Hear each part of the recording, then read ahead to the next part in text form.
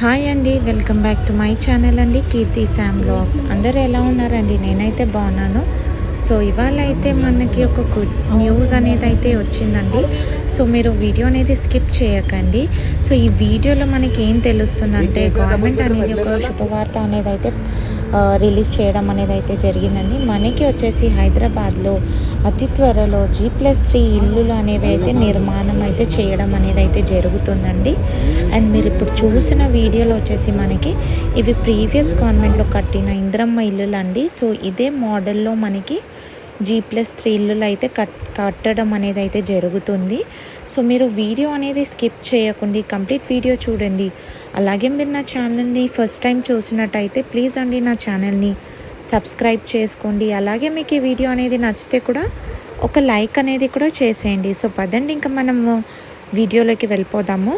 So government అనేది ఏమంటుందంటే, నిరుపేద కుటుంబం ఎవరైతే ఉన్నారో ఖచ్చితంగా వాళ్ళకు వచ్చేసి మనకి ఇందిరమ్మ ఇల్లులు కానివ్వండి, ఆర్ ఎల్స్ డబుల్ బెడ్రూమ్ కానివ్వండి, లేదంటే G+3 కానీ G+4 కానీ ఇవ్వడం అనేది అయితే జరుగుతుందనేసి అయితే చెప్పారు.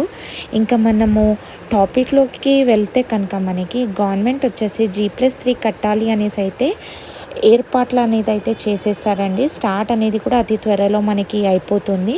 ఇంకా గ్రేటర్ హైదరాబాద్లో వచ్చేసి కొన్ని ఏరియాలు ఏవైతే ఉన్నాయో మనకి హైదరాబాద్లో కొన్ని ఏరియాస్ అనేది అయితే సెలెక్ట్ చేయడం అనేది జరిగింది. నేను మీకు ప్రీవియస్ వీడియోస్లో కూడా చెప్పాను, కొన్ని 17 స్లమ్ ఏరియాస్ ఏదైతే ఉన్నాయో ఆ ఏరియాస్ని సెలెక్ట్ చేశారు.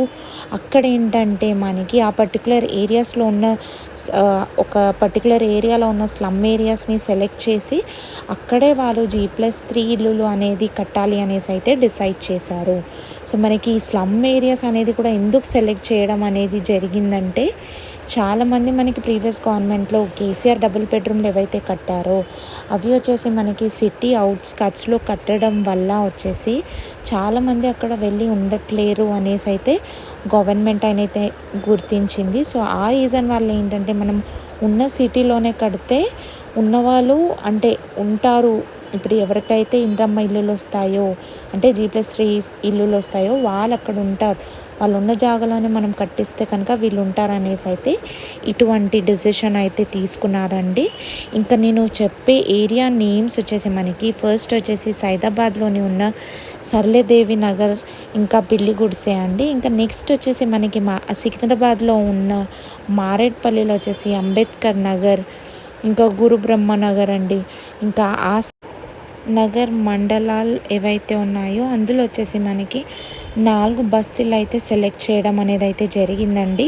సో అక్కడ ఏంటంటే ఫస్ట్ మనకి ఇందిరమ్మ మోడల్ కాలనీ హౌసెస్ అనేది అయితే కట్టడం అయితే డిసైడ్ చేశారు.